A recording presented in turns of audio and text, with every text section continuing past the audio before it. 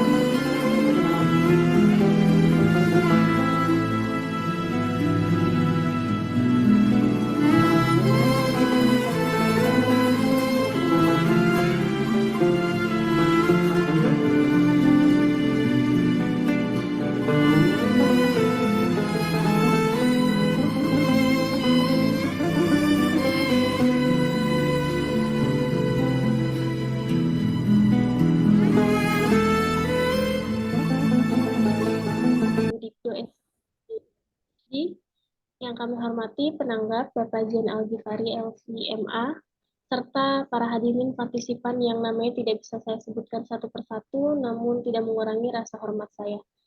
Salam sejahtera untuk kita semua.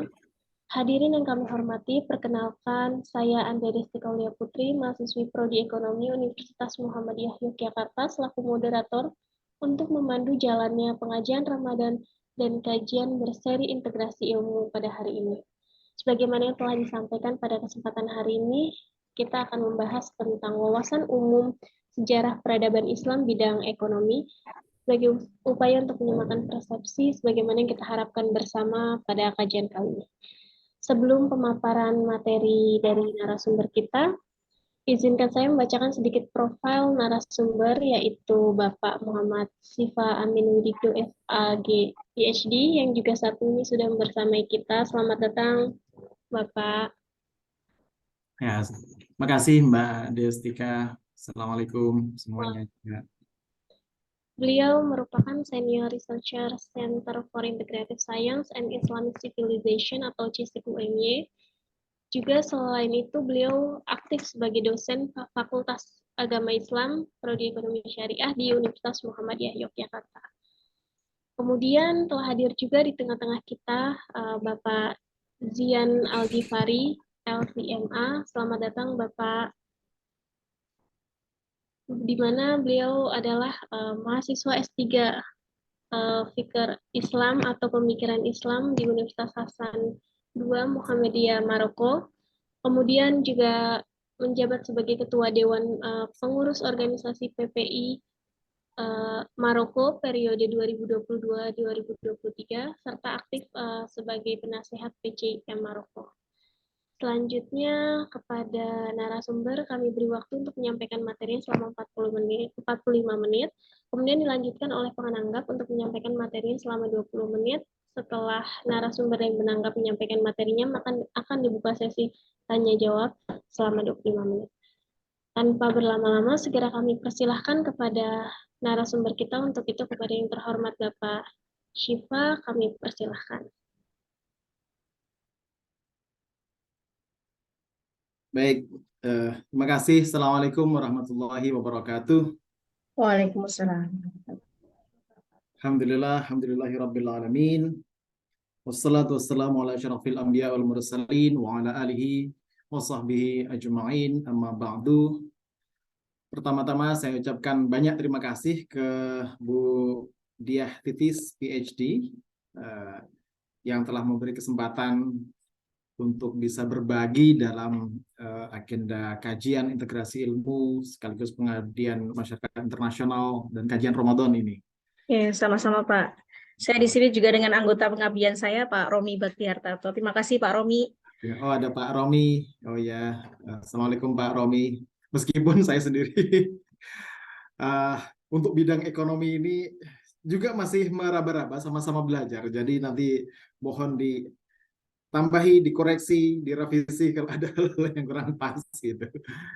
Pak. Juga Pak Pak atau Mas atau Syekh Zian dari Maroko, Ketua PPI di sana yang sedang berjihad untuk menuntut ilmu di negeri Maghrib gitu ya. Insya Allah nanti mudah-mudahan kita juga bisa mendengar share dari sana pemikiran barangkali juga ada yang terkini gitu dari Maroko. Pada malam hari ini saya diberi tema tentang sejarah peradaban Islam bidang ekonomi gitu ya. Sesuatu yang saya sebenarnya kurang familiar. Saya hanya iakan saja karena untuk memenuhi ini karena saya juga ingin belajar gitu. Meskipun belajar saya masih sangat trivial, masih sangat permukaan gitu. Tapi saya coba. Let's me try. Let's me try. Terima kasih Pak Syifa. Oke. Jadi gini, saya pernah mendengar, pernah membaca sebuah tesis namanya Henry Perrin Thesis di bukunya yang berjudul Muhammad and Charlemagne. Koreksi kalau pronunciation-nya nggak pas, itu kan bahasa Prancis. Kalau yang di Maroko barangkali juga second language-nya francophone gitu, bisa Prancis. Ini orang Belgia, dia pernah menulis buku ini tentang Muhammad dan Charlemagne. Charlemagne ini adalah ya salah satu kaisar Romawi besar gitu ya pada zamannya, pada zaman yang kurang lebih bersamaan dengan atau setelah bersama dengan dinasti Umayyah lah kira-kira. Jadi di masa Islamnya. Nah, tesisnya Henry Perrin ini dia bilang begini, the real break in Roman history occurred in 8th century as a result of Arab expansion. Gitu. Jadi dia pada saat itu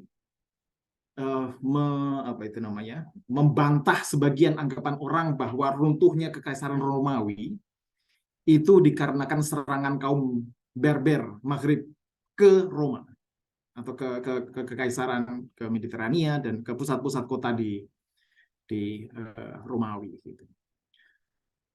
Nah, tesisnya Henry Perrin ini mengatakan bahwa ini adalah hasil dari perluasan atau perluasan dan conquer dari kaum Arab yang dalam hal ini juga kaum Muslim pada saat itu ke beberapa tempat yang merupakan kota-kota Romawi. Islamic conquest of the area to the southeastern Turkey, Syria and Palestine and North Africa, Spain and Portugal ruptured economic ties with Western Europe, cutting the region off from trade and turning into stagnant backwater with wealth flowing out in the form of raw resources and nothing coming back. Jadi kira-kira dia bilang bahwa conquest atau penaklukan orang Islam ke daerah Mediterania, ya Turki, Syria, Palestina, Afrika Utara, dalam hal ini ya tentu saja Maroko, Tunis, Aljazair, Spanyol, Portugal, memutus hubungan atau tali ekonomi antara Eropa Barat dengan daerah-daerah yang lebih luas, gitu ya. Terus kemudian dia bilang juga kejadian itu atau penaklukan itu mengakibatkan steady decline, penurunan secara berangsur gitu sampai masa Charlemagne di Western Europe yang kemudian almost entirely agrarian and at a subsistence level with no longer distance trade. Argumentasinya kira-kira gini.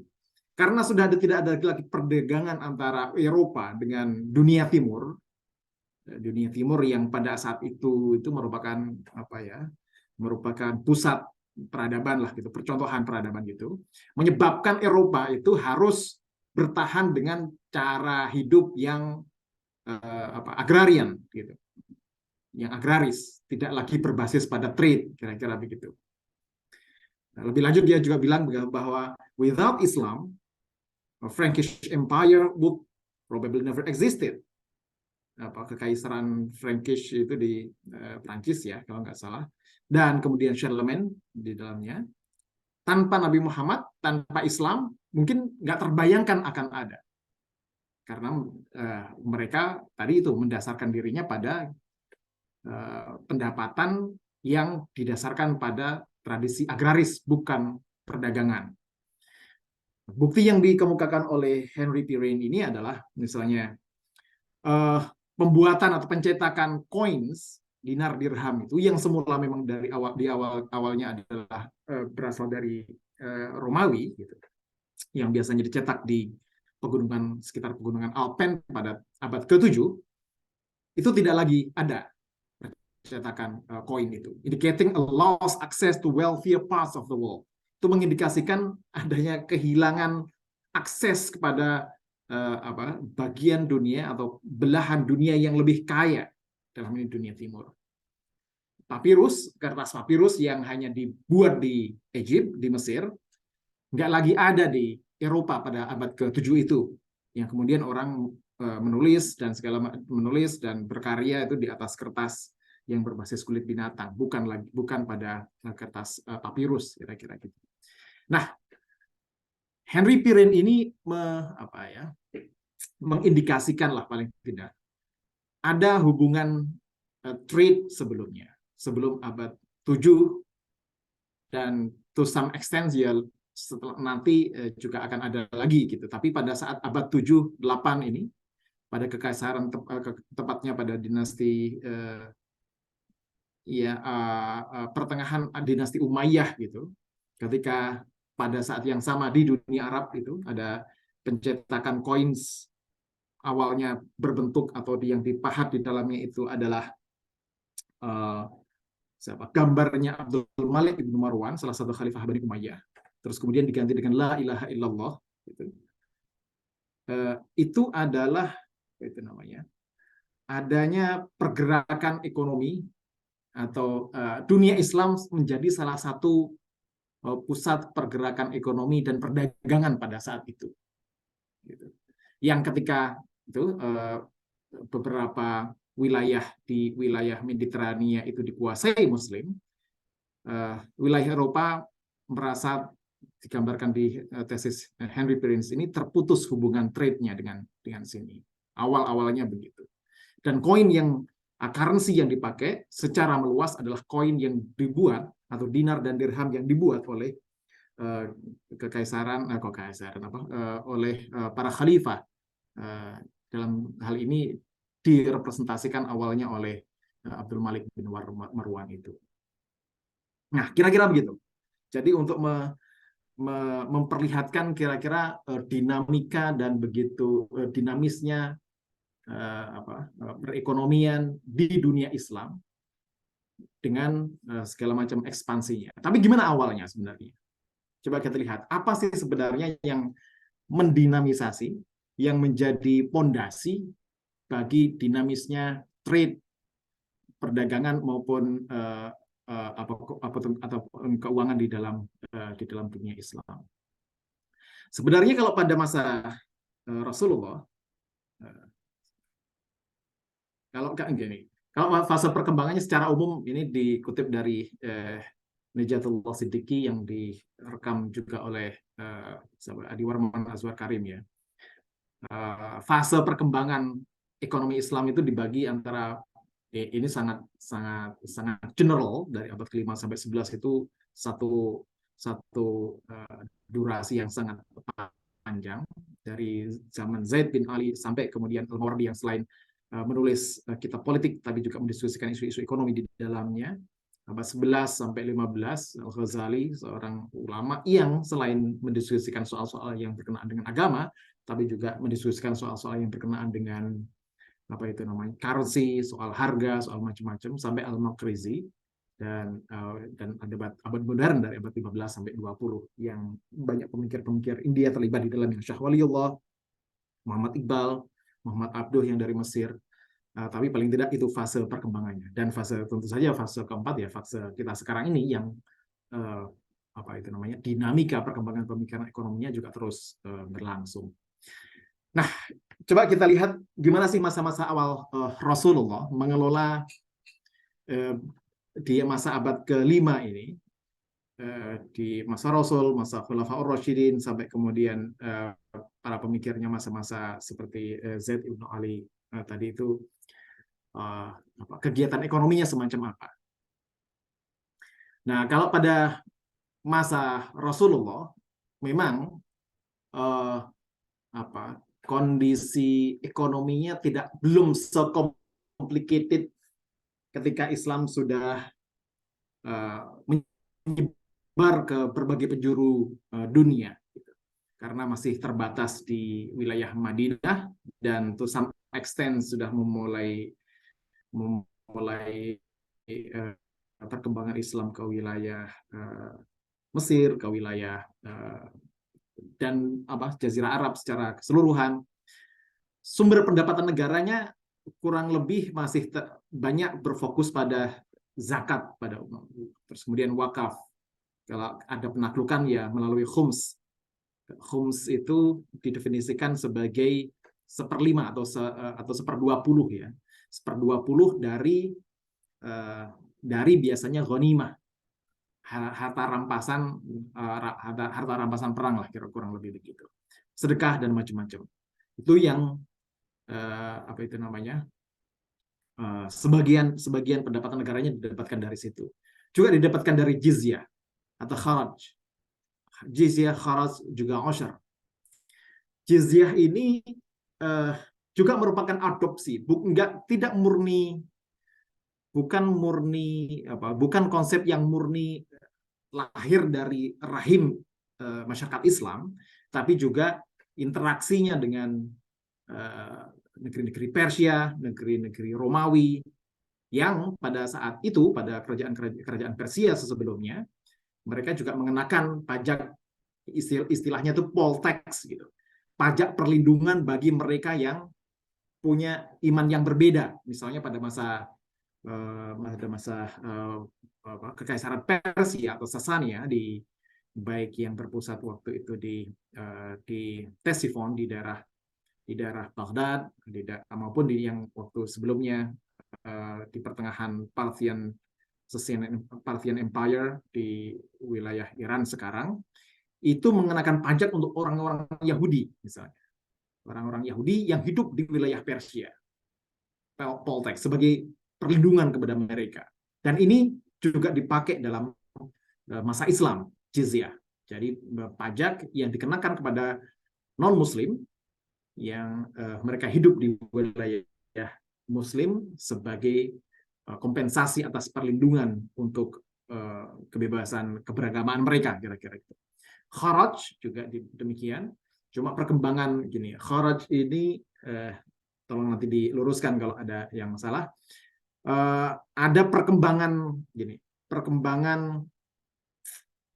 makna, perkembangan konsep gitu. Kharaj diartikan awalnya sebagai pajak tanah yang dikelola oleh kaum muslimin, tapi juga ada yang memaknanya sebagai pajak hasil bumi, itu termasuk kharaj.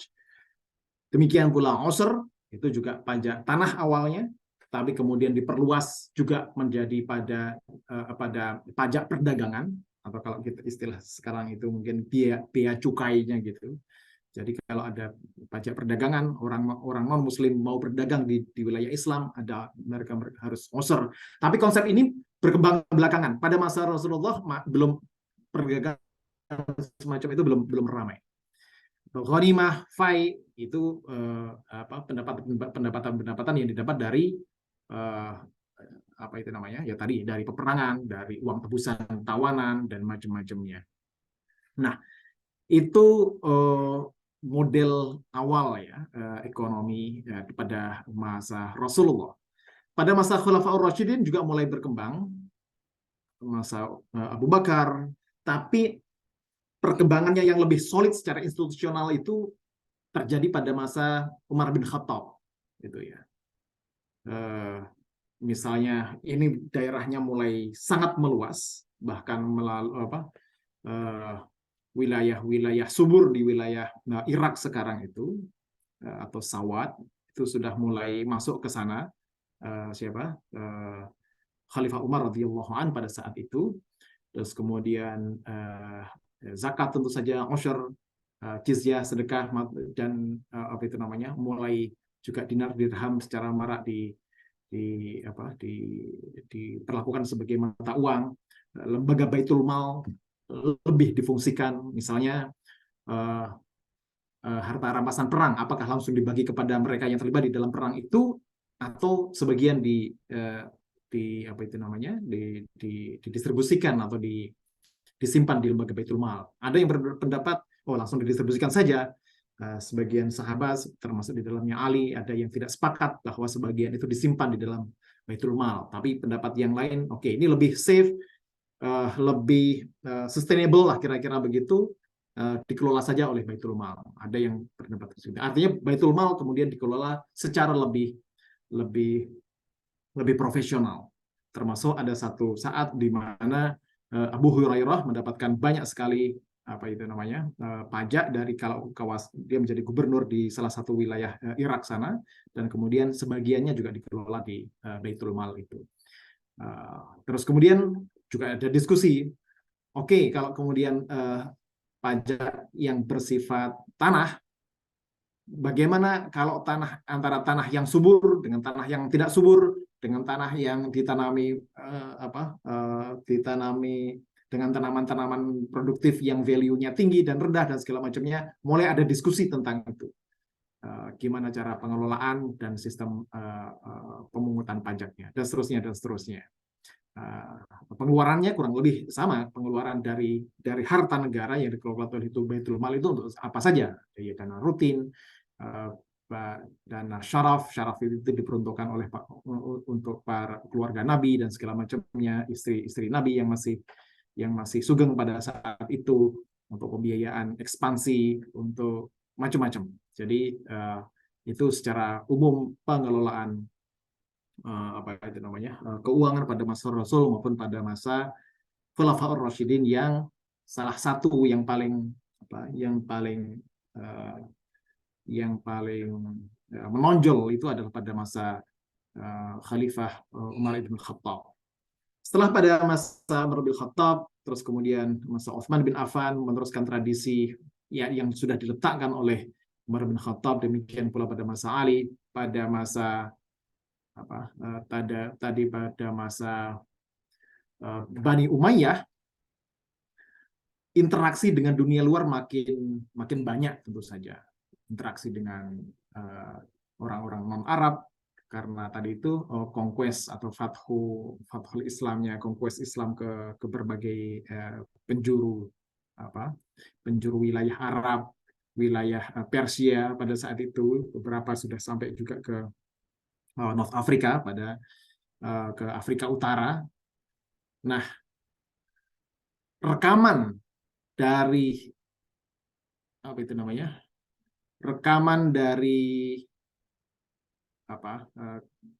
rekaman kejadian, rekaman pencapaian ekonomi pada masa itu direkam oleh beberapa pemikir awal ekonomi Islam. Salah satunya adalah Abu Yusuf. Abu Yusuf ini memang sudah berada pada masa Abbasiyah. Beliau adalah salah satu murid kepercayaan dari Abu Hanifah, gitu ya, yang pada saat itu juga dipercaya di Irak sebagai Qadil Qudat, sebagai, kalau sekarang itu semacam ketua Mahkamah Agungnya lah gitu barangkali. Jadi dia adalah qadhinya para qadhi. Yang kemudian Khalifah Abbasiyah pada saat itu meminta Abu Yusuf untuk untuk menulis surat atau menuliskan sebuah risalah tentang pengelolaan keuangan negara lah, salah satunya gitu.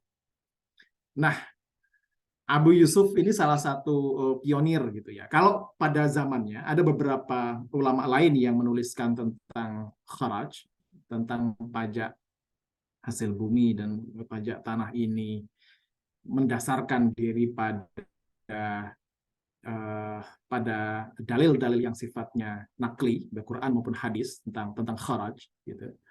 Kalau Abu Yusuf tidak hanya dalil-dalil nakli itu yang dipakai, tapi juga dalil akli, terutama orientasinya pada maslahah ammah,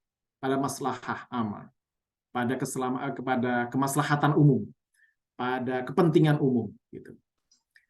Salah satu contohnya adalah tentang pemberlakuan pajak kepada masyarakat. Kalau pada masa-masa umumnya, misalnya pajak tanah ya, itu diberlakukan secara fix tax, semuanya sama berdasarkan misalnya berdasarkan luas tanahnya, berdasarkan pokoknya fix tax-nya sekian gitu, kira-kira sekian persen. Salah satu kontribusi yang diberikan oleh Alkitab Al-Kharaj oleh Abu Yusuf di sini adalah salah satunya, tidak bisa begitu, itu tidak fair. Kalau misalnya ada petani, ada masyarakat yang meskipun tanahnya luas, tapi tanahnya tidak subur, kemudian diberi pajak yang sama dengan tanah yang subur, itu tidak adil buat orang tersebut. Oleh sebab itu, yang perlu diperkenalkan, yang perlu dikedepankan adalah proportional tax atau muqasamah, gitu istilahnya. Jadi harus proporsional, harus dihitung betul itu kesuburan tanahnya, terus kemudian hasil buminya dan segala macamnya. Tidak bisa diberlakukan fixed tax itu. Satu kontribusi yang lain adalah misalnya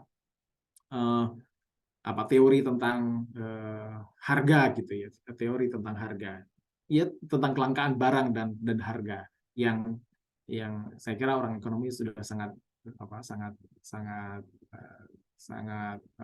pakar di bidang ini.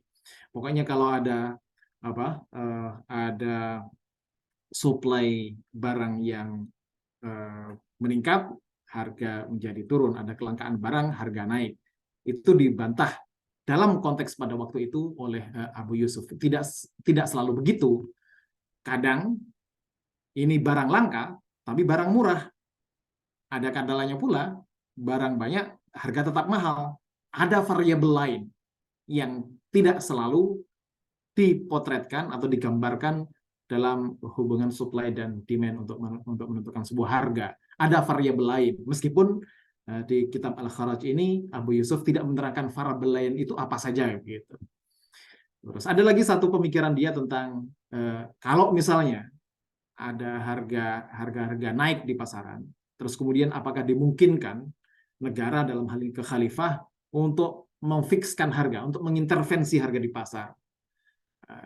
Dia dengan mengutip dalil Nabi atau dalil dari praktek Nabi ketika terjadi kenaikan harga di Madinah dan kemudian Nabi melarangnya, maka dia sampai pada kesimpulan bahwa sebaiknya tidak atau tidak boleh ada intervensi harga oleh khalifah gitu. Intervensi negara tidak boleh. Tapi yang harus diperiksa adalah kenapa misalnya tadi itu meskipun barang-barang langka itu kenapa terjadi? Mungkin ada penimbunan. Nah, kalau intervensinya pada pemberantasan praktek-praktek penimbunan barang itu dimungkinkan, kira-kira begitu. Nah, itu satu sumbangan yang sangat berarti. Sayangnya saya nggak tahu kajian-kajian klasik semacam ini, kajian-kajian berkenaan dengan Turath semacam ini belum banyak menjamur gitu ya dalam konteks studi ekonomi. Banyaknya masih masih terpisah-pisah, terpecah-pecah dalam isu-isu tertentu saja. Ulama lain yang juga punya kontribusi yang besar dalam konteks pemikiran ekonomi awal adalah Abu Ubaid dengan bukunya yang berjudul Kitab Al-Amwal. Ini agak berbeda tradisinya dengan Abu Yusuf yang tadi selain dibesarkan dalam tradisi yang sangat familiar dengan fikihnya Abu Hanifah, tapi juga punya pertimbangan akli selain yang nakli. Nah, Abu Ubaid ini sezaman lah, semasa dengan Imam Syafi'i, karena beliau juga pernah berguru pada Imam Malik bersama dengan Syafi'i. Bahkan kadang-kadang ada yang mensinyalir bahwa pendapatnya Abu Ubaid ini menjiplak opini-opini dari Asy-Syafi'i. Kemudian ada yang bantah bahwa bukan menjiplak, orang mereka sezaman artinya, dan berguru pada beberapa guru yang sama, dan sangat mungkin saja mempunyai pemikiran yang sama dalam beberapa hal. Gitu. Tapi yang kurang lebih sama dengan tadi Abu Yusuf, beliau juga menekankan aspek-aspek keadilan, aspek-aspek kemaslahatan gitu dalam pemikiran-pemikiran ekonominya. Nah, cerita tentang tadi Abdul Malik bin Marwan yang membuat koin dengan lafzul jalalah tadi itu juga direkam oleh Abu Ubaid di buku kitab Al-Amwal ini, dengan standarisasi mata uang di seluruh di seluruh pemerintahan Islam pada saat itu. Karena pada awal-awal Umayyah, pada awal-awal Abbasiyah bahkan, itu masih banyak local governance,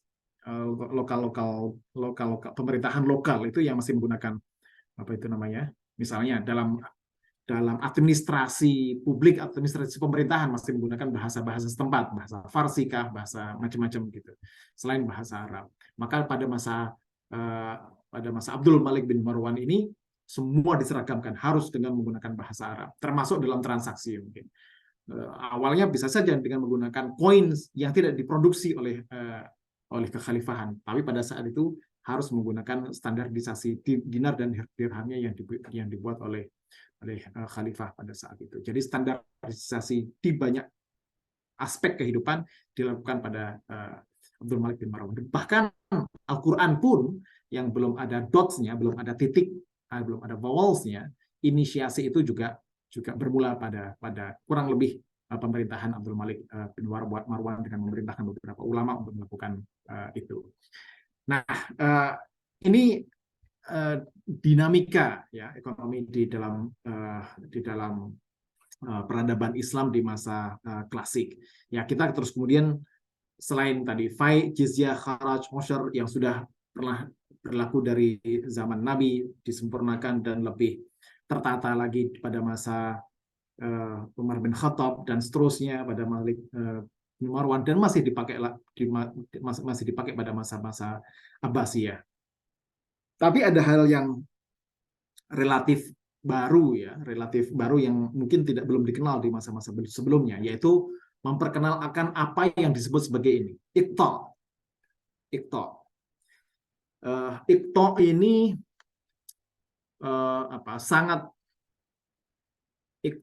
sangat berkembang pada masa Khalifahan Abbasiyah yang akhir, yang pada saat itu penguasa de facto-nya, meskipun de jure-nya masih pada masa Khalifah Abbasiyah, tapi de facto-nya itu adalah pemerintahan yang disebut sebagai dinasti Saljuk.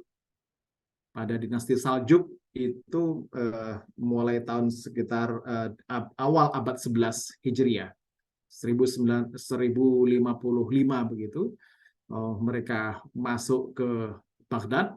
Kemudian ada salah satu perdana menterinya namanya Nizamul Mulk, ini menyebarluaskan tradisi iqta ini. Apa sih iqta itu? Ini yang saya pahami, mungkin nanti bisa ada yang mengoreksi kalau ada kekeliruan. Iqta ini adalah ya biasanya kan ya tanah yang dihibahkan untuk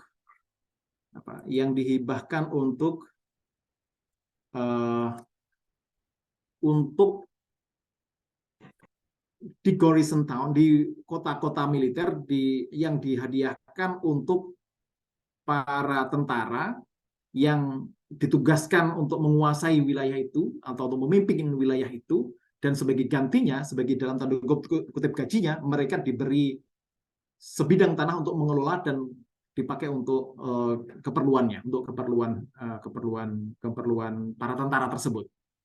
Jadi ikto itu dari ikto itulah mereka hidup. Saya nggak tahu apakah mirip dengan kalau di Jawa itu ada istilahnya tanah bengkok itu ya, ada tanah bengkok semacam itu. Jadi tanah yang memang diperuntukkan untuk mereka yang ditugasi untuk setelah penaklukan mereka mendapatkan sebidang tanah, dan sebidang tanah itu untuk menghidupi mereka, dan sekian persen, tapi sekian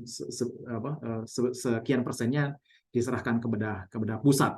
Yang dari situlah orang seperti Nizamul Mulk itu, dari Iqta itu, dari dana-dana Iqta itu, membuat madrasah-madrasah yang tersebar luas di wilayah-wilayah Saljuk pada saat itu.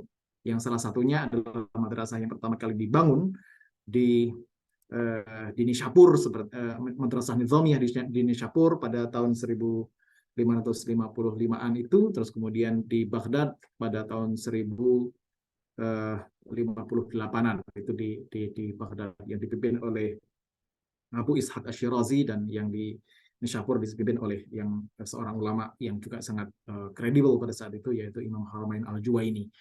Nah, itulah kira-kira bagaimana sumber-sumber pendapatan, dinamika ekonomi di dunia Islam, baik pada masa kekhalifahan maupun pada Khilafah Rasyidin dan pada masa Rasulullah. Nah, kalau yang tadi disebut ada interaksi hubungan ekonomi antara dunia Islam dengan di luar Islam, ketika mereka melakukan perdagangan dengan dunia Islam, maka diperlukan apa yang disebut sebagai osher tadi itu, atau pajak perdagangan internasional, kira-kira begitu. Sehingga ketika mereka melakukan perdagangan di dunia Islam harus membayarkan sekian persen gitu, dari 10% kira-kira dari keuntungan perdagangannya itu untuk pemerintah Islam. Nah, apa yang dapat kita ambil pelajaran dari sini? Ya, bahwa sesungguhnya ekonomi itu adalah selain ada dinamika internal, tapi juga ada interaksi global tadi itu. Bahwa ada hubungan dengan Romawi, ada hubungan dengan ada beberapa hal yang juga diadopsi dari Romawi, misalnya dinar dan dirham sebagai mata uang yang sebelum kemudian dikonversi dengan dengan lafzul jalalah, dengan gambar khalifah. Pada saat yang sama misalnya tradisi polteks atau jizyah yang juga dipraktekkan di masa kekaisaran Romawi, juga ada hal-hal yang baik diadopsi dalam konteks perekonomian Islam gitu. Itu salah satu bentuk dan hasil dari interaksi global yang terjadi pada saat itu. Tapi yang tidak kalah juga penting adalah dari kalangan ulama sendiri punya ijtihad tadi itu, dengan mempertimbangkan keharusan adanya kemaslahatan publik. Nggak boleh ada yang kelaparan, nggak boleh ada yang sengsara dari praktek-praktek ekonomi, misalnya dari Abu Yusuf tadi itu, sehingga pajak misalnya yang diberlakukan itu bukan fixed tax, tapi proportional tax. Dilihat dulu kesuburan tanahnya, di daerah mananya, apa yang ditanam, dan segala macamnya.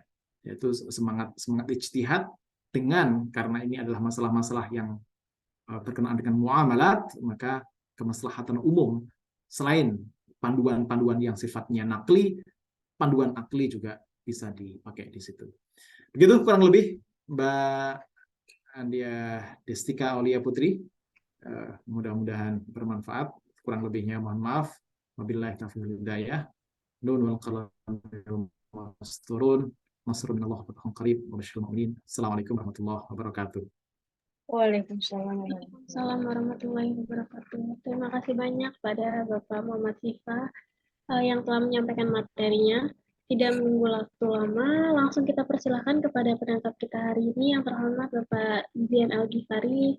Waktu dan tempat dipersilahkan. Baik, terima kasih.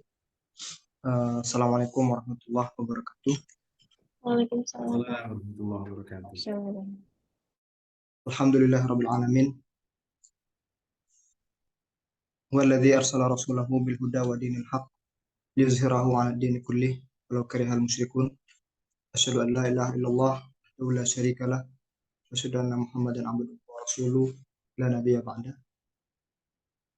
Allahumma shalli ala nabiyyina Muhammad wa ala washabihi wa man tabi'ahum bi ihsanin ila yaumiddin.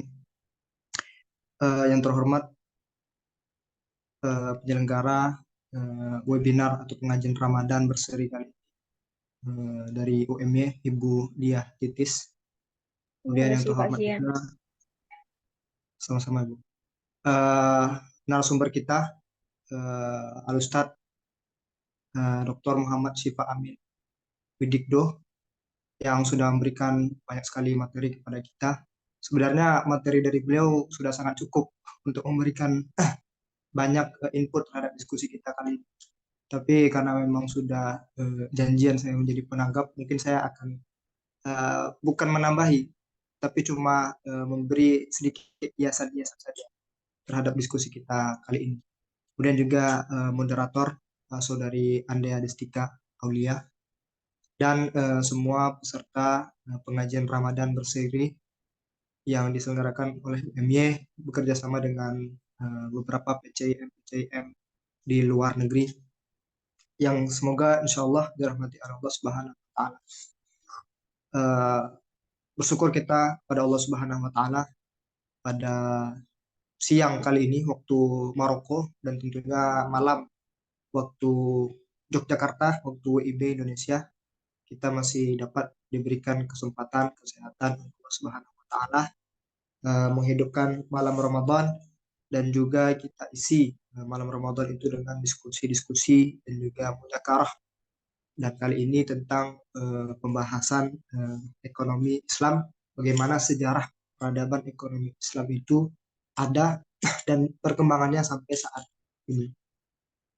Kemudian salam serta salam kita sampaikan lagi kepada Nabi besar kita Nabi Muhammad Sallallahu Alaihi Wasallam. Tentunya karena beliau juga kita bisa berdiskusi tentang ekonomi Islam, berdiskusi tentang ekonomi syariah, karena memang fondasi atau ucapan pertama tentang ekonomi Islam kalau kita telusuri tentu berasal dari Nabi besar kita Nabi Muhammad Sallallahu Alaihi Wasallam. Tentu apa yang disampaikan oleh Bapak Syifa Amin tadi sudah sangat komprehensif. Saya di sini juga masih banyak belajar dari banyak-banyak tokoh, banyak-banyak narasumber, karena apa yang kita bahas di saat sekarang ini juga jauh sekali dari penelitian saya atau jauh sekali dari bidang yang saya mampu sejak S1, S2 dan S3 sekarang alhamdulillah di Maroko. Mungkin memang tidak familiar sama seperti yang disampaikan oleh Bapak Syifa Amin tadi mengenai ekonomi syariah ini atau ekonomi Islam ini dengan track record akademisi saya ketika saya berada di Maroko. Tapi ala kulli hal tentu adanya saya sini hanya untuk menambahkan sedikit atau sedikit untuk memberikan input baru atau memperbarui input apa yang sudah kita ketahui. Sebagaimana yang disampaikan oleh Bapak Syifa Amin tadi bahwasanya memang Islam itu pernah menjadi pioneer, menjadi pemimpin dari peradaban Islam dan itu tercatat mulai pada abad 8 sampai abad 13. Artinya sampai 5 abad atau 500 tahun Islam itu memimpin dunia dengan peradaban dan itu silih berganti antara satu kekuasaan, antara satu kedinastian sampai ke dinasti-dinasti lainnya setelahnya. Mulai dari dinasti Umayyah, kemudian selanjutnya dinasti Abbasiyah, kemudian selanjutnya mungkin dinasti Turki Ottoman atau dinasti Seljuk, kemudian Islam Ayyubiyah, dan setiap dinasti-dinasti yang mengisi kajian-kajian atau kekuasaan-kekuasaan Islam di rentetan 5 abad itu, mereka tidak hanya menampilkan sisi pemerintahan saja, mereka tidak hanya menampilkan sisi keorganisasian, kekuasaan saja, tetapi ada yang lebih penting, yaitu bagaimana mereka memperhatikan sisi iptek, ilmu pengetahuan dan juga teknologi. Sehingga satu bangsa ketika mereka menguasai sesuatu, menguasai sebuah wilayah yang sangat besar, tetapi tidak menguasai iptek, itu seolah-olah ada yang kurang, bukan hanya yang kurang, ada sebuah titik besar pada kekuasaan itu. Tetapi hal tersebut disadari betul oleh pejuang-pejuang Islam, disadari betul oleh kekhalifahan-kekhalifahan, kesultanan-kesultanan, sehingga mereka banyak betul memperhatikan dari sisi aspek iptek ini sendiri. Di saat abad 88 dan sampai abad 13 itu Islam berkuasa dan Islam mengembangkan ilmu pengetahuan dan teknologi, ternyata pada saat yang sama bangsa Eropa, bangsa Barat mengalami pasang surut ilmu pengetahuan dan juga kekuasaan. Maka dijulukilah oleh para peneliti, Islam ketika itu meraih Golden Age, sementara bangsa Barat ketika itu meraih Dark Age atau kegelapan. Lalu apa manifestasi, apa usaha orang-orang Islam ketika itu, bagaimana pengembangan ilmu itu bisa terjadi? Salah satu yang dilakukan oleh seorang khalifah terkenal, yaitu Khalifah Harun al-Rashid pada zaman dinasti Abbasiyah, yaitu membuat Baitul Hikmah. Yang mana hal ini mungkin belum terpikirkan oleh kekhalifahan-kekhalifahan sebelumnya. Kalau kita lihat beberapa penelitian menyebutkan perbedaan antara kekhalifahan atau dinasti Umayyah dengan Abbasiyah. Salah satunya adalah kalau dinasti Umayyah itu lebih mementingkan aspek fath atau aspek penaklukan, maka dinasti Abbasiyah itu lebih mementingkan aspek-aspek keilmuan. Jadi bisa kita katakan kalau dinasti Umayyah itu sangat terfokus terhadap sumber daya alam SDA, sementara dinasti Abbasiyah itu sangat memperhatikan sumber daya manusia. Nah, yang dilakukan oleh Khalifah Harun al-Rashid adalah mendirikan Baitul Hikmah, yang mana Baitul Hikmah ini nanti akan dijadikan sebagai markas pusat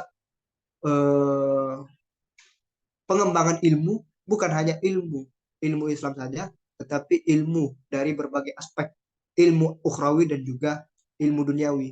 Lalu apa yang dilakukan oleh para ilmuwan-ilmuwan dan juga para pemangku jabatan di zaman kekhalifahan Harun al-Rashid?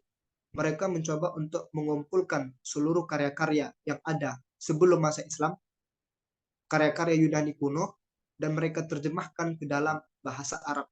Kemudian dilakukan penelitian-penelitian ulang dan diberikan sentuhan-sentuhan Islam. Dicoba mengkorelasikan ilmu Yunani kuno itu dengan sentuhan-sentuhan Al-Quran dan Sunnah. Selanjutnya apalagi yang diberikan dari Baitul Hikmah ini? Selain amaliyah atau aktivitas terjemah, aktivitas penelitian, juga ada diberikan beasiswa dari kekhalifahan Abbasiyah, tentunya yang berpusat di Baghdad, kepada mahasiswa-mahasiswa, kepada siswa-siswa yang tersebar di seluruh dunia. Maka oleh karena itu, pada masa yang sama, hampir tidak ada ilmuwan-ilmuwan terkemuka dunia pada saat itu tidak terpengaruh dengan pemikiran dari umat Islam, yang mana umat Islam ketika itu hampir kebanyakan ilmuannya alumni dari Baitul Hikmah tadi.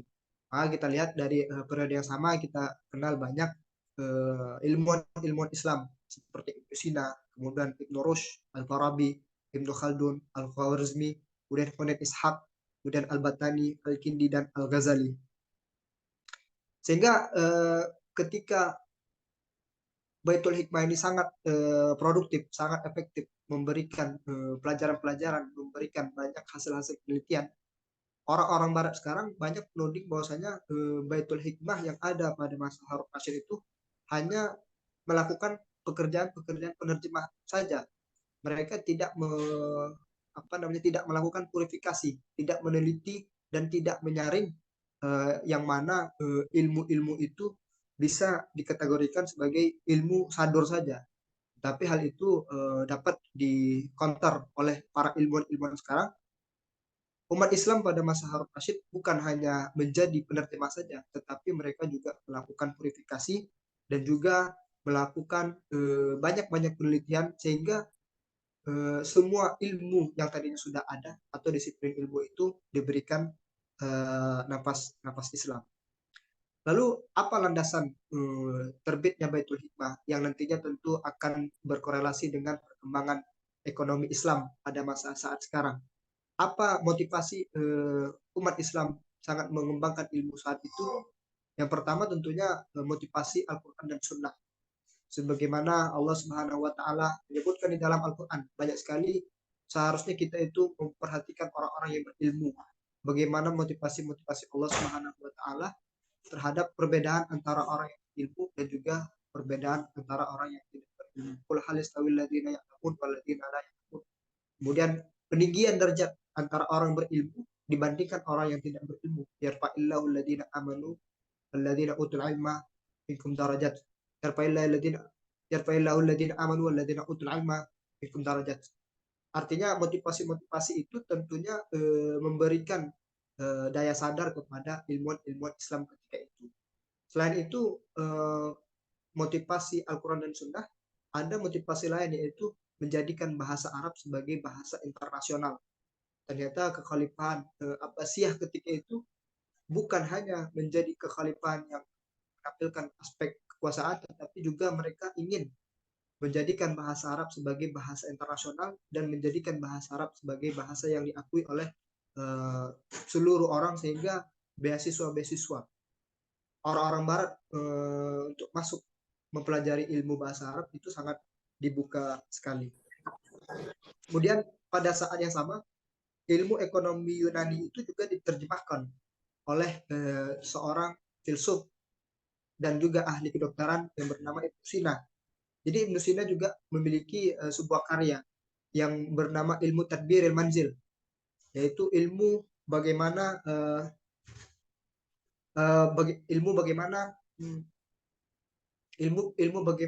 manajemen rumah, bagaimana manajemen ekonomi makro dan juga ekonomi mikro. Di dalam karya yang sama juga Ibnu Sina menyampaikan tentang bagaimana perkembangan fenomena pasar, kemudian tentang harga, kemudian tentang moneter, kemudian hukum tawar, dan juga pendistribusian dan juga hubungan antara makroekonomi. Selain itu juga Ibnu Sina juga menyampaikan tentang bagaimana pembahasan tentang fungsi pasar dan mekanisme penerapan harga dan cara pengentasan kemiskinan. Nah, ketika kita berbicara tentang ekonomi Islam, berbicara tentang ekonomi keumatan, tentu hal itu sudah lebih dahulu diterapkan oleh Rasulullah SAW. Banyak sekali hadis-hadis Nabi Muhammad SAW itu sangat memerintahkan bagaimana caranya kita untuk bisa mengentaskan kemiskinan. Oleh karenanya banyak sekali denda-denda atau banyak sekali zakat-zakat, sedekah-sedekah, infak-infak kita itu benar-benar diberikan ganjaran oleh Allah Subhanahu wa Ta'ala, sehingga pendistribusian dari denda, zakat, kemudian fidyah itu diberikan kepada orang miskin.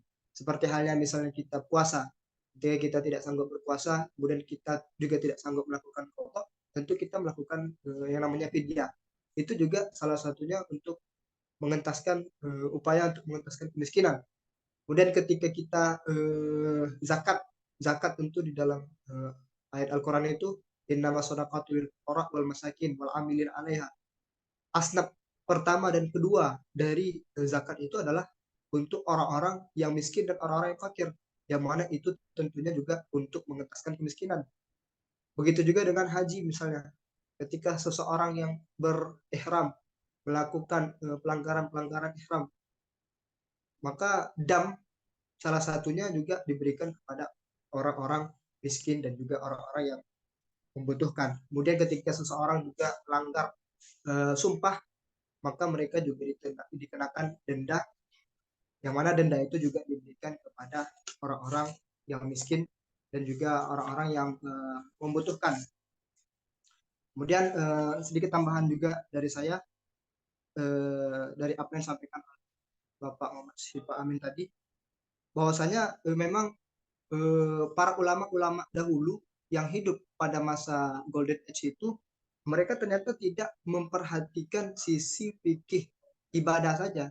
Seperti yang disampaikan oleh Bapak Syifa Amin tadi, ada seorang murid Abu Hanifah, Abu Yusuf. Abu Hanifah itu memiliki dua murid terkenal, Abu Yusuf dan juga Muhammad bin Hasan Syaibani.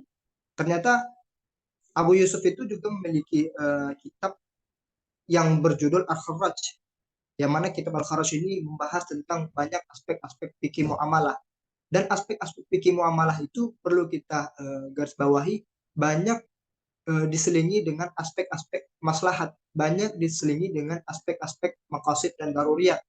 Sehingga boleh kita katakan bahwasanya fikih muamalah itu justru fikih yang sangat komprehensif, mengentaskan kemiskinan.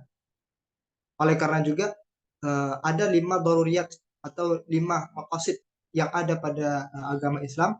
Yang pertama itu adalah hifzuddin, kemudian hifzun nafs, kemudian hifzul nasl, kemudian hifzul mal, yang keempat, dan yang kelima juga hifzul akal.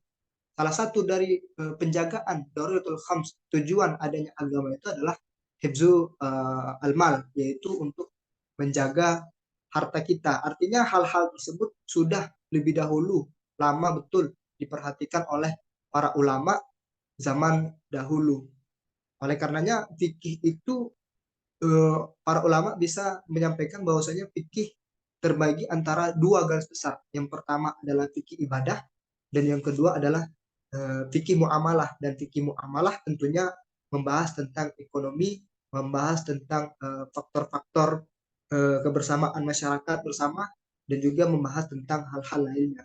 Tapi kalau kita ingin rincikan lebih lanjut, ada fikih ibadah, kemudian ada fikih ekonomi, juga ada fikih siasa, dan juga ada fikih fikih usrah atau fikih keluarga.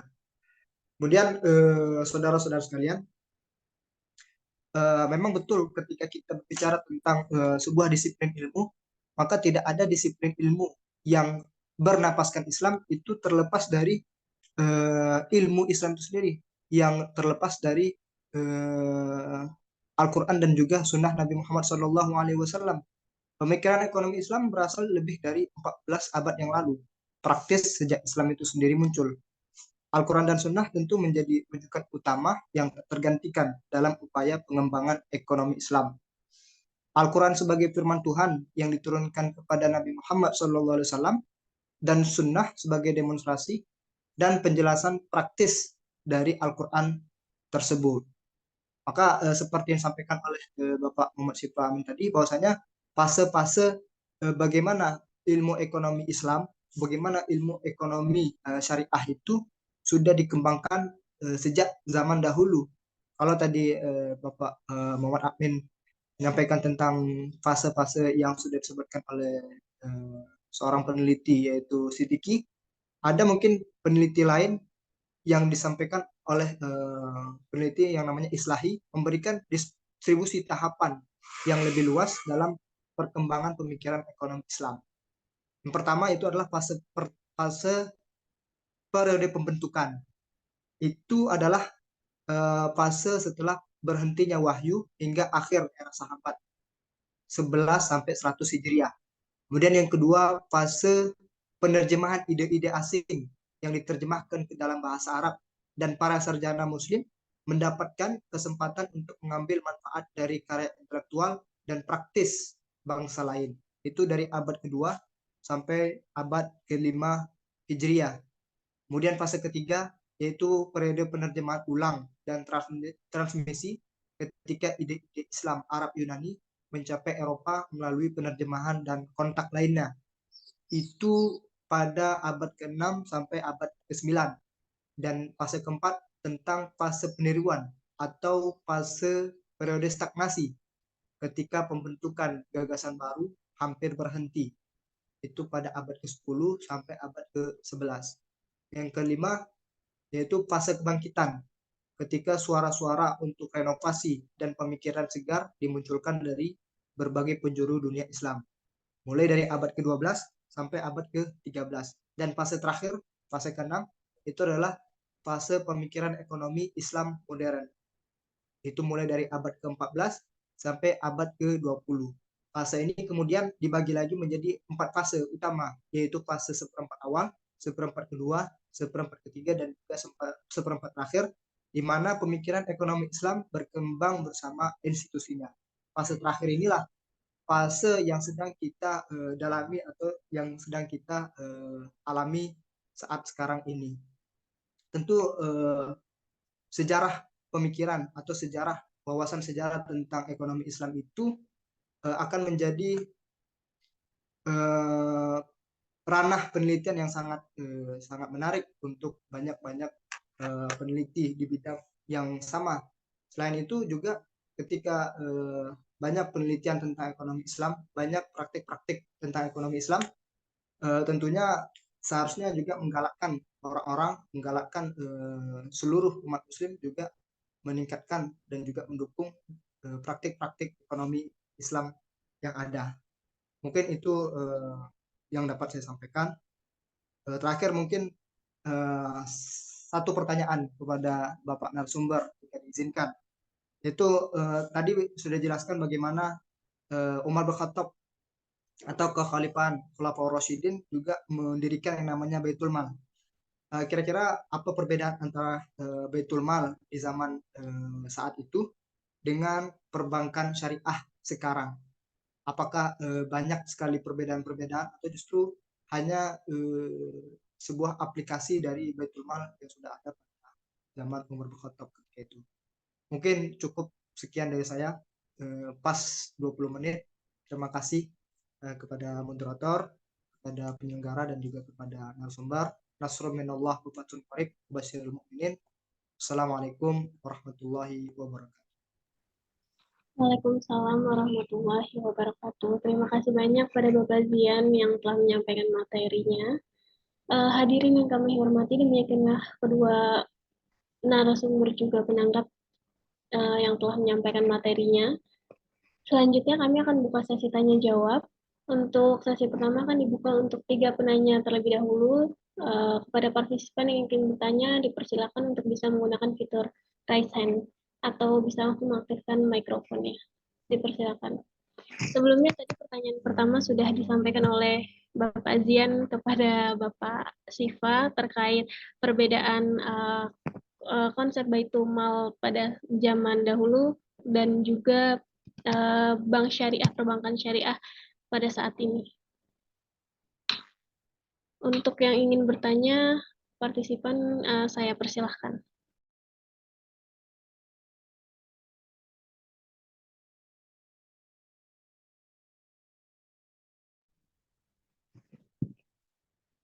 Mungkin sambil menunggu partisipan yang ingin bertanya, Bapak Syifa bisa menjawab pertanyaan. Oh, ada pertanyaan, ada respon dari Pak Zaini Muklis. Boleh silakan Bapak. Baik, terima kasih Mbak Andea. Assalamualaikum warahmatullahi wabarakatuh. Ustaz Syifa, gimana kabarnya Ustaz? Waalaikumsalam, baik. Alhamdulillah, gimana kabarnya Ustaz Mukhlis? Alhamdulillah. Ini masih di Malaysia, ini masih kawasan. Baru selesai taruh ini di sini. Oh iya. Oke. Nih tadi yang Siapa? bisa ikut gabung ini mendengarkan beberapa sejarah peradaban ya Islam terhadap perekonomian Indonesia. Gini Ustaz, kita ini sambil diskusi saja ya. Kita kan melihat bahwasanya sekarang itu banyak sekali praktek-praktek perusahaan, instansi, lembaga keuangan yang berlabel syariah gitu ya. Kan tetapi mungkin sangat disayangkan ketika mereka menggunakan label syariah dan masih banyak di antara mereka yang mungkin belum mengimplementasikan konsep syariah itu sendiri ya, bahkan baik bank syariah, asuransi syariah, dan yang lain sebagainya. Kira-kira ada tidak solusi terhadap seluruh instansi atau perusahaan yang menggunakan label syariah itu, ada nggak kira-kira standar bagi mereka yang menggunakan label syariah harus begini gitu loh. Kira-kira bisa tidak kita memberikan standar bagi mereka terhadap berbagai macam praktek-praktek yang membawa nama syariah itu, sehingga at least mungkin sebagai masyarakat gitu ya, itu lebih merasa nyaman, merasa tentram ketika itu betul-betul mengimplementasikan syariah itu sendiri. Tapi kan kalau kita lihat banyak yang hanya berlabel tapi jauh dari praktek syariah itu sendiri. Baik dari berbagai macam produk mereka, dari produk mudharabah, murabahah ataupun yang lainnya ya, itu masih banyak yang kontradiktif, kurang lebih begitu ya. Dan juga sekarang kan banyak juga para ulama yang bahkan membolehkan bunga bank gitu ya. Ulama kontemporer yang meskipun mereka mengambil pendapat ulama yang marjuh, bisa dikatakan begitu. Nah ini mungkin sedikit saja mungkin membuka ruang diskusi. Matur nuwun Sasifa. Ya, harusnya dijawab Ustadz Zaini sendiri nih. Oke. Langsung Mbak Andi ya. Iya Pak, silahkan kita langsung. Oke. Baik, terima kasih. Terima kasih Ustadz Zian, Ustadz Mukhlis atas pertanyaannya. Kita berbagi ini saja ya, berbagi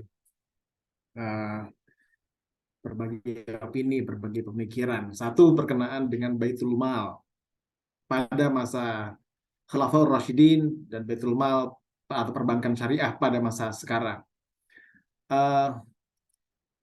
Tentu saja kalau dari sisi organisasi, dari institusi itu berbeda ya. Tapi spiritnya gini kira-kira. Spirit Baitul Mal itu kayak perbendaharaan negara, menteri keuangannya gitu mungkin ya. Dia mengelola pendapatan negara. Kalau perbankan kan bukan milik nggak murni milik negara. Oke, bank BUMN barangkali milik negara, tapi dia tidak mengelola pendapatan negara. Pendapatan negara pada waktu Baitul Mal itu didapatkan dari mana saja? Ya dari tadi sumber-sumber yang sempat kita sebut. Bisa kalau dari kalangan Muslim ya dari zakat, dari sedekah, dari kharaj, dari usyr gitu. Usyr yang dipahami sebagai pajak tanah pada masa-masa awal, belum pajak perdagangan. Itu pada masa Khalifah Umar bin Khattab radhiyallahu anhu. Dari non muslim bisa didapatkan dalam bentuk jizyah gitu, atau tadi itu pajak perlindungan kepada non muslim. Dari sisi perluasan tadi Islamic conquest itu bisa melalui ghanimah, bisa melalui fai, bisa melalui juga hadiah negara sahabat gitu, hadiah kepada khalifah. Ada yang menyebut ada juga pinjaman gitu, tapi I'm not that sure, nggak begitu yakin tentang itu. Tapi yang jelas sumber-sumber pendapatan itu yang dikelola oleh Baitul Mal. Ini disebutkan kalau di buku itu ada satu kali gubernur di Bahrain itu membawa sekitar 500.000 dirham ke khalifah pada saat itu sebagai hasil pajak kharaj. Kemudian karena belum ada presidennya bagaimana cara pengelolaan kharaj ini atau pajak yang didapatkan dari kharaj ini, kemudian Khalifah Umar mengumpulkan para orang-orang dekatnya gitu. Gimana cara mengelolanya? Yang tadi saya sebutkan, ada sebagian yang berpendapat bahwa ini langsung didistribusi saja kepada masyarakat di sana pada saat itu, atau sebagian yang lain mengatakan mesti dikelola oleh Baitul Mal. Nah, terus kemudian sampai pada kharaj dari Sawat itu daerah subur di wilayah Bahrain dan sekitarnya, ada yang juga sampai wilayah Irak itu karena wilayah sangat subur, maka banyak sekali ininya penghasilan kharaj dari situ. Kemudian ya sudah dikelola oleh Baitul Mal. Diperuntukkan untuk apa? Nah, tadi ada untuk biaya rutinnya, untuk tunjangan para keluarga Nabi, pembangunan infrastruktur, untuk perluasan militer, untuk pendidikan dan segala macamnya gitu. Jadi peruntukannya untuk itu. Kira-kira ya kalau di perbendaharaan negara pemungutnya itu Dirjen Pajak, terus kemudian Menteri Keuangan mendistribusikan kira-kira alokasinya untuk apa saja.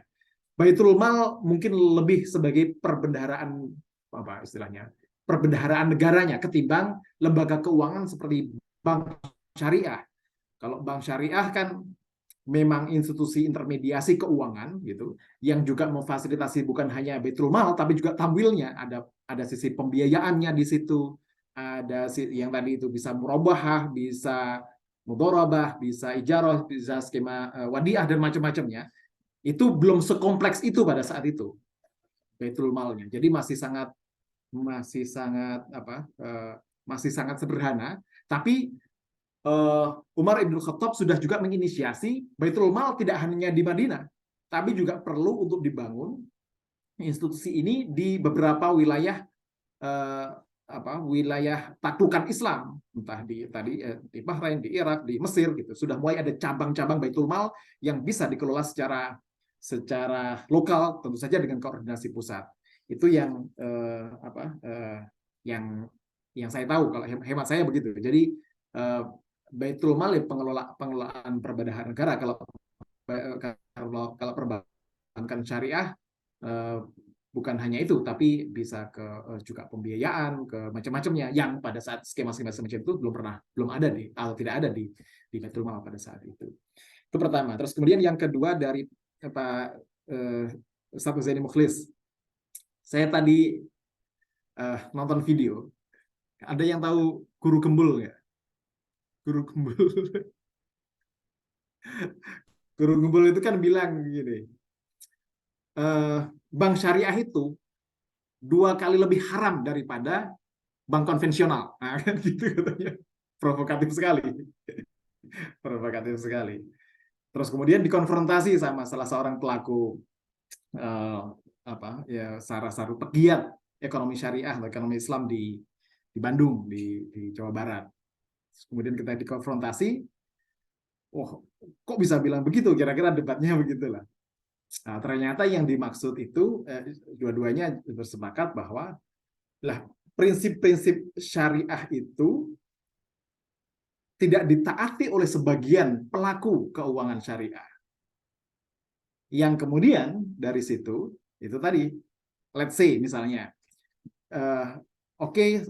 perbankan atau bunga itu diharamkan, beberapa transaksi diharamkan, tapi kemudian ditambah lagi dengan label Islam,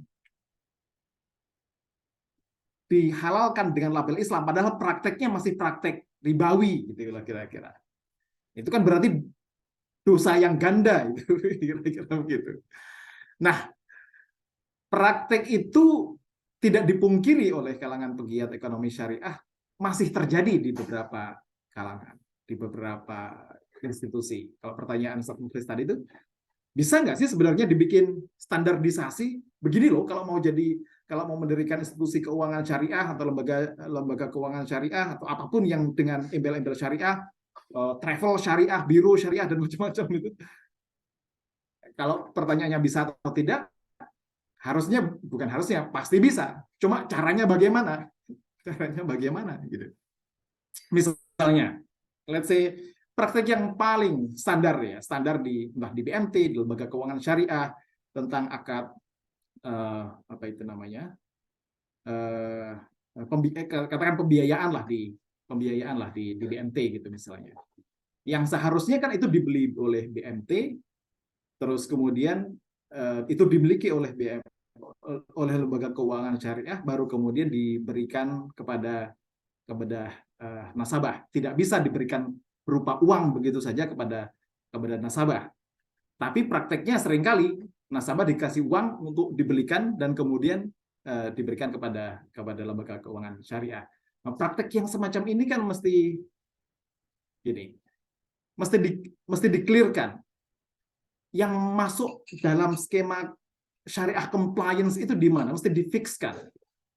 Kalau memang ada penyimpangan, ya mesti ditegur. Dewan pengawas syariahnya lebih punya Dewan pengawas syariahnya mesti lebih punya lebih punya power untuk mengenforce, untuk menerapkan standar etik yang dipahami dalam konteks bisnis syariah gitu.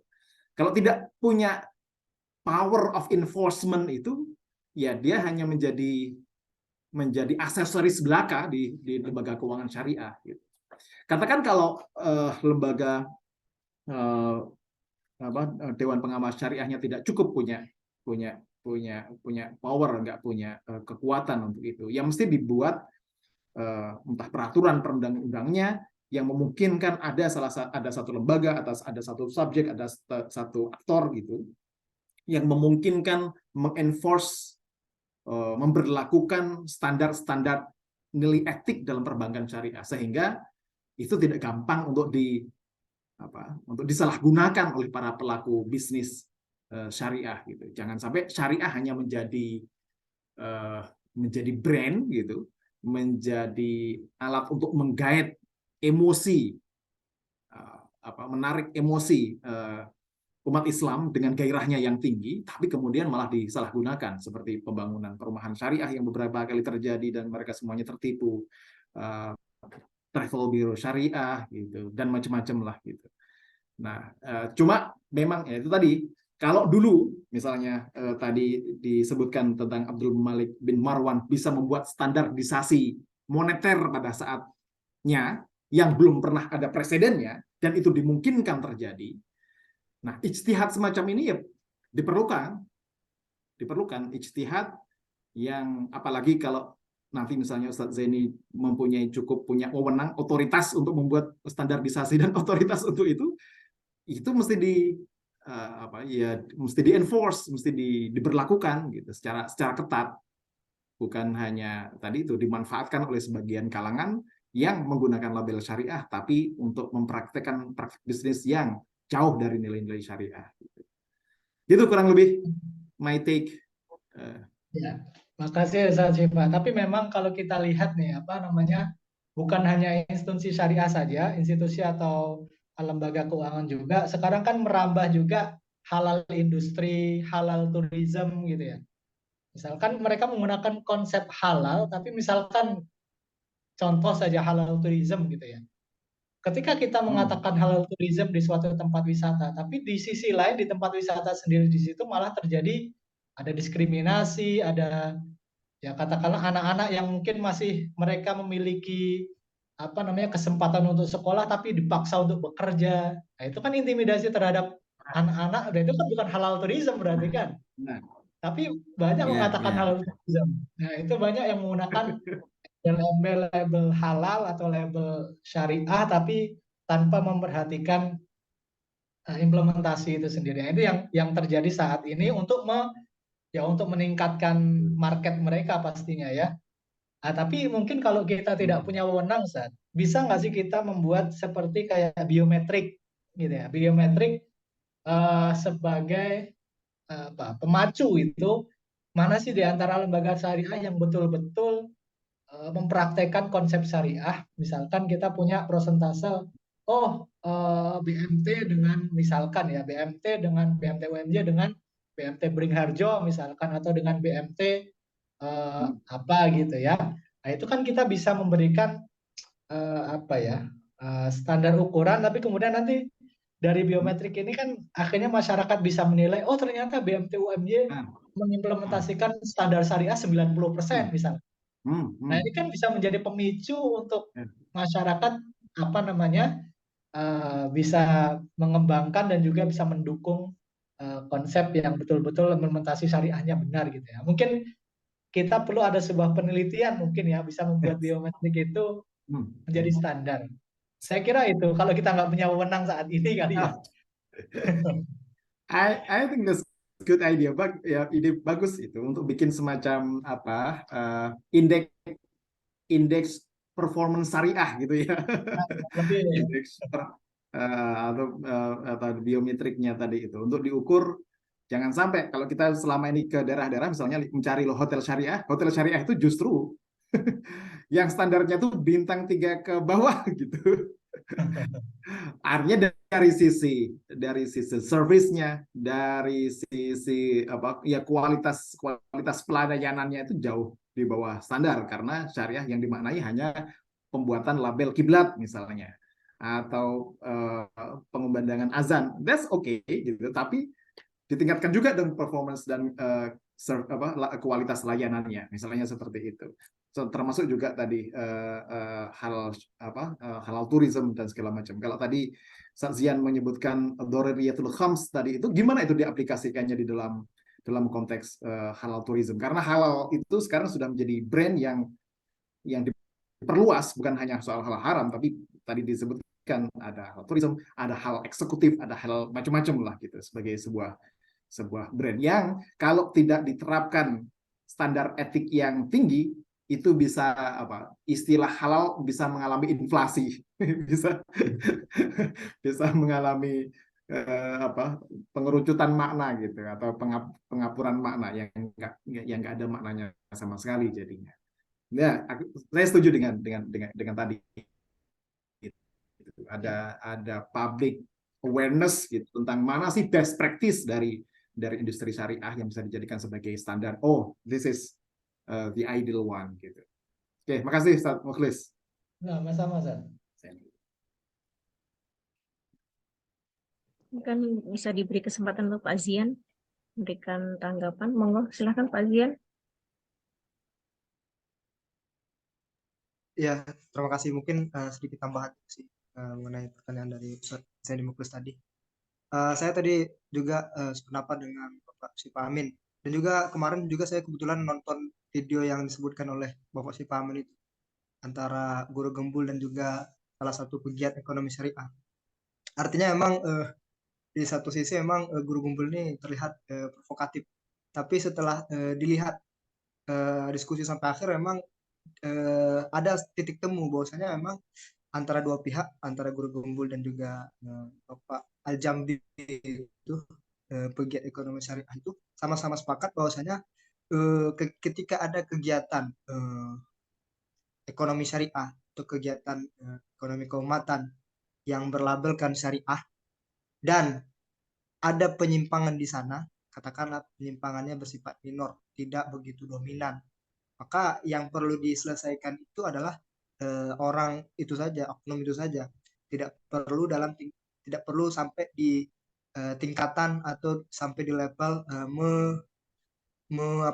menjustifikasi bahwasanya satu bank syariah itu benar-benar haram karena mereka sudah menipu, kemudian ditambah lagi dengan pakai label syariah. Itu perspektif dari si pemilik channel.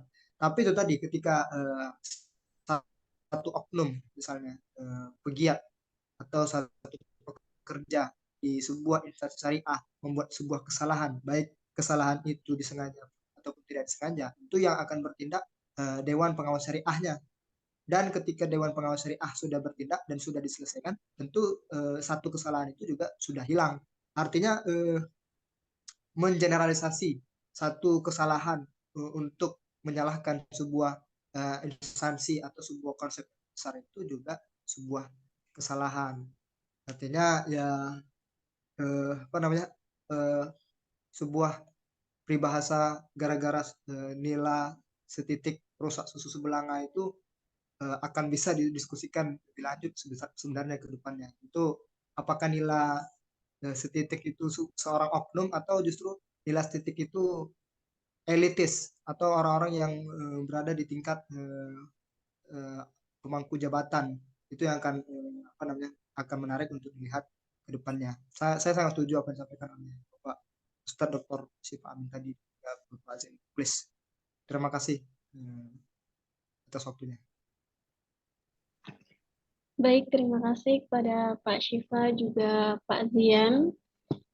Sebelum saya tutup kajian kali ini, mungkin dari Pak Syifa juga Pak Zian bisa memberikan closing statement-nya untuk kita semua terkait kajian kita kali ini. Silakan mungkin dari Pak Syifa terlebih dahulu.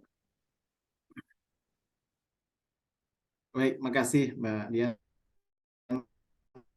Pertama, saya ucapkan sekali lagi terima kasih ke Bu Diah Titis, Pak Romi, dan semua yang terlibat dalam kegiatan pengabdian masyarakat internasional ini atas kesempatannya. Dan kedua, sebagaimana yang kita pelajari tadi itu dari aspek sejarah, aspek pemikiran gitu dalam peradaban Islam.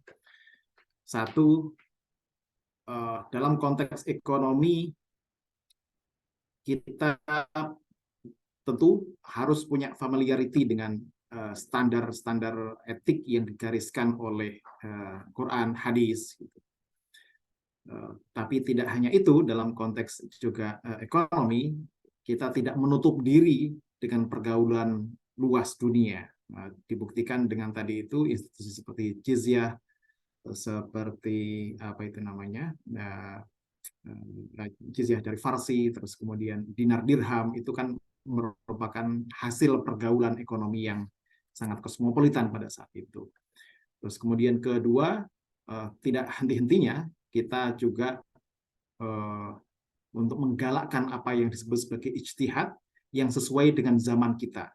Zaman pada masa Abdul Malik bin Marwan ada standarisasi koin, standarisasi currency pada saat itu, dan itu membuat negara lebih stabil dan kemudian bisa berinteraksi dengan dunia luar dengan secara lebih bermartabat lah, kira-kira begitu.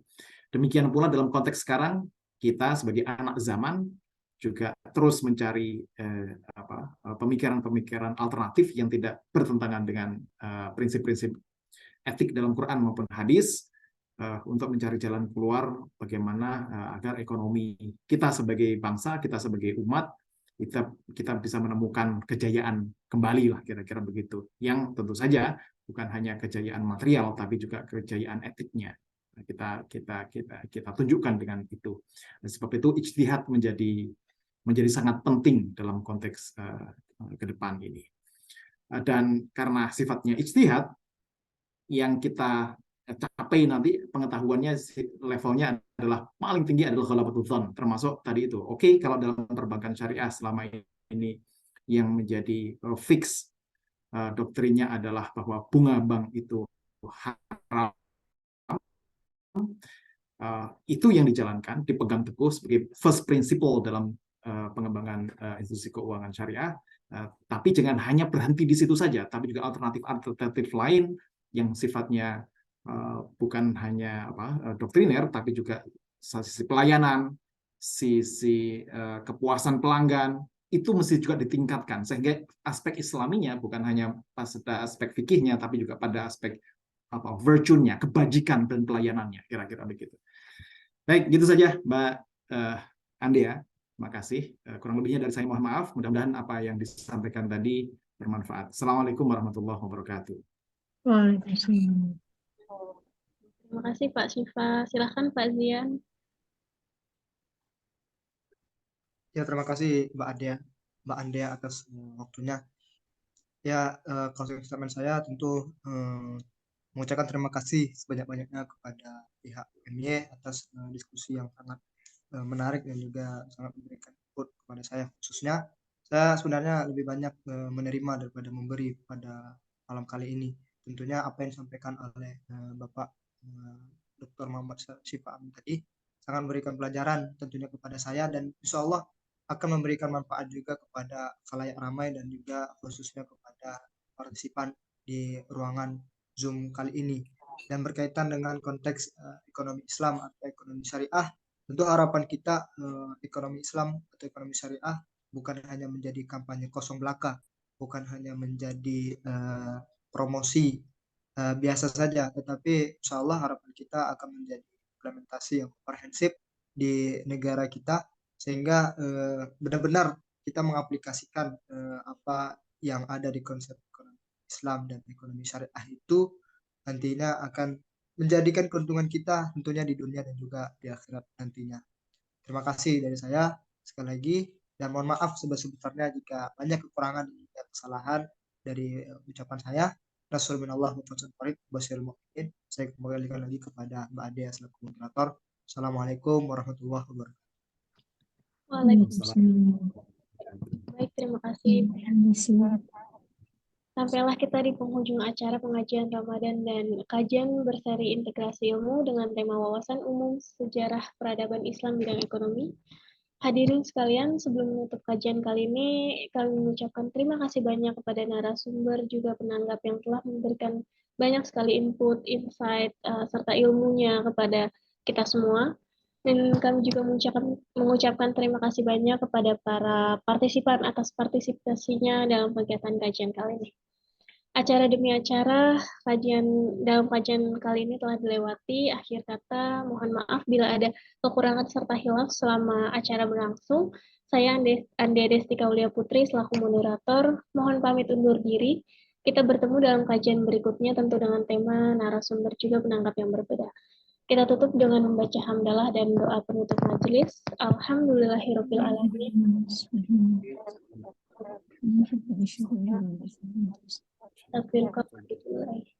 Terima kasih banyak. Wassalamualaikum warahmatullahi wabarakatuh.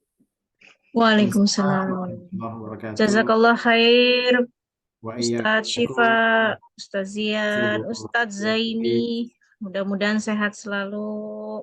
Nih, Ramadan sehat terus. Nih, terima kasih. Ustaz Zaini. Nggak mudik, Ustaz Zaini? Nanti Baru mendekati lebaran. Mendekati lebaran Oh, mudik. Lo baru datang kok mudik gitu loh. Balik-baliknya, Bu. Lebaran di Indonesia. Izin pamit Bapak Ibu semuanya. Terima kasih Mas Terima Zian. kasih Ustadz Zian. Assalamualaikum. Ya selalu, selalu. Ini yang di mana? Selalu. Gimana? Ya Pak? Oh, nggak mudik juga ini? Nggak mudik ke tanah air, Lebaran? Oh enggak. Nanti saya mudik habis Idul Adha insyaallah. Oh gitu. Jauh Ya, ya Maroko ya. Iya. Iya. Marhaban insyaallah kalau ada dari UMY yang mau ke Maroko. Ada PCM Wah, Maroko insya yang siap Allah nih. menyambut. Itu Pak Syifa itu mau jauh lah ke Maroko. Nggak bisa. Ditunggu Oke, nanti thank you. dari UMY. Insya Allah, makasih Ustadz Zian. Ya, sama. Salam. Oh iya, terima kasih Pak Lutfi sudah menghubungkan dengan Ustadz Zian. Makasih Pak Lutfi dari PCM Maroko. Makasih PCM Spanyol, Mbak Faiza, dan PCM Prancis, PCM Hungaria. Makasih semuanya PCM se-Eropa. Pamit Bapak Ibu semuanya, partisipan. Assalamualaikum. Makasih Pak Syifa ya. Ya. Oke. Salam adik.